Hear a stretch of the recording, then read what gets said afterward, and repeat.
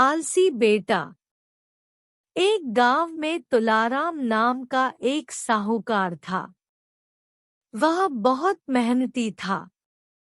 वह सुबह 5 बजे उठकर सबसे पहले शिव मंदिर जाता, इसके बाद वह अपने खेतों में, गोदाम में जाता और फिर अपने भैंसों के तबेले में जाता था।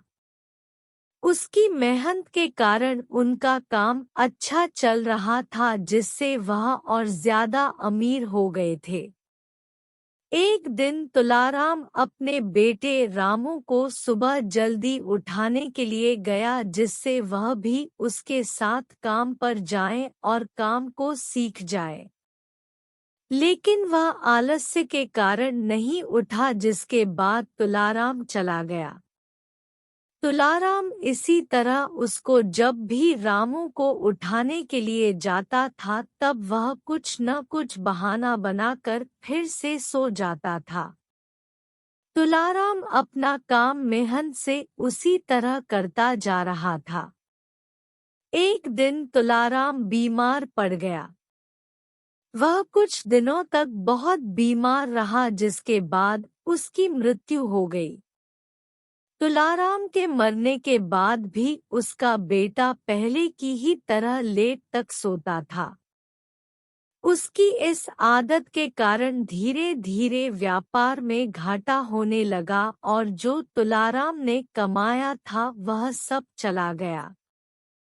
यह सब देखकर तुलाराम की बीवी ने रामू को बुलाया और कहा कि हमारे व्यापार में बहुत घाटा हो रहा है। इसको सही करने के लिए तुम कुछ करो।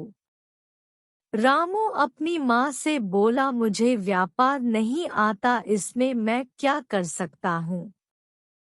रामू की माँ बोली, दूसरे गांव में तुम्हारे नाना रहते हैं, तुम उनके पास जाओ और उनसे कुछ व्यापार की बातें सीखो। रामू ने ऐसा ही किया। वह अगले दिन दूसरे गांव अपने नाना से मिलने के लिए गया। उसने नाना से व्यापार में घाटे की बात बताई। उनने रामू को सुबह 5 बजे उठकर पहले शिव मंदिर, फिर खेतों, गोदाम में और उसके बाद भैंसों के तबेले में जाने की सलाह दी। रामू अपने नाना की सलाह के अनुसार सुबह 5 बजे उठकर सब जगह जाने लगा। उसके कुछ दिन ऐसा करने पर उनके व्यापार में काम करने वाले सभी व्यक्ति सोचने लगे कि मालिक अब रोज आते हैं, जिससे उनने घोटाला करना बंद कर दिया। इससे उनका व्यापार फिर से अच्छा चलने लगा और पहले की ही तरह हो गया। यह देखकर रामू की माँ बहुत खुश हुई और उसने रामू को अपने नाना को धन्यवाद बोलने को भेजा, जिनकी वजह से यह सब हुआ था। रामू अपने नाना को धन्यवाद बोलने के लिए उनके घर गया।